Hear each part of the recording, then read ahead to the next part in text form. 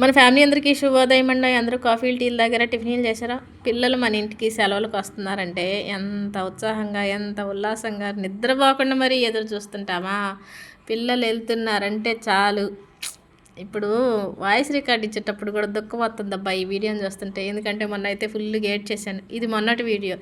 ఇద్దరు ఒకసారి వెళ్ళలేదు పిల్లలు, ఈసారి చెరొకసారి వెళ్ళారు. సంక్రాంతికి అందరూ హైదరాబాద్ నుంచి వచ్చేస్తారు కదా చాలా వరకు.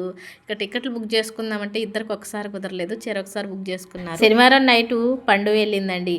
ఇక మాతో పాటు లియోగాడు కూడా పాపం 3 రోజుల పాటు వాడికి ఫుడ్ ఉండదు. ఫుడ్ నై మనం ఎంత పెట్టినా కానీ తిందబ్బా. ఇక అలా గేట్ దగ్గరే కూర్చొని ఉంటుంది. ఇదిగోండి ఇప్పుడు కూర్చుంది కదా, నైట్ ఏమో మాతో పాటు ఇంట్లో పడుకుంటుంది, మళ్ళీ తెల్లారి పొద్దున్నే వచ్చి ఏడే కూర్చుంటుంది. ఇక ఒకళ్ళు వెళ్ళిపోయారు, ఇంకొకళ్ళు బయలుదేరుతున్నారు. ఇది ఆదివారం నైట్ వీడియో. ఈసారి పిల్లలిద్దరూ ఒకే మాట మీద ఉండి చిక్కుడుకాయ పచ్చడి కరివేపాకు కారప్పొడి చేయమన్నారు. వాళ్ళ కోసం చేశాను.